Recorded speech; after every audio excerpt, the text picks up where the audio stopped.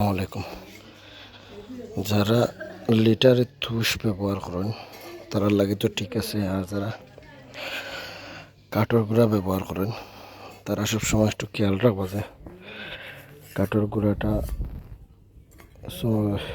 Sawmill থেকে আনার পরে একদম না শুকাইয়া, একদম বেশি করকরা রোদে না শুকাইয়া অল্প একটু ওই যে কাঠের গুঁড়ার নতুন যে মিলের গ্যাসটা আছে, গ্যাসটা মেরে অল্প শুকাইয়ে কিছুটা ভিজা রেখে দেওয়ার চেষ্টা করবেন লিটারে, মানে মুরগির খামারের নিচে।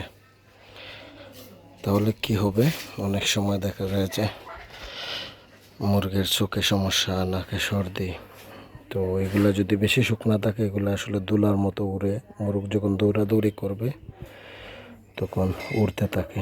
তো উড়ার কারণে আপনার মুরগির চোখে দুলুর মতো পড়ে যায় এবং চোখে সমস্যা দেখা দেয়। তাছাড়া নাকের ভিতরে ঢুকে নাকে সর্দি, পানি পড়া এই সমস্যা দেখা দেয়। তো যতটুকু চেষ্টা করবেন খুব বেশি না শুকিয়ে অল্প শুধু গ্যাসটা মেরে শুকিয়ে রাখার চেষ্টা করবেন, তাহলে মনে করেন সমস্যা থেকে আপনারা বাঁচতে পারবেন। তো ধন্যবাদ সবাইকে, ভালো থাকবেন। আসসালামু আলাইকুম।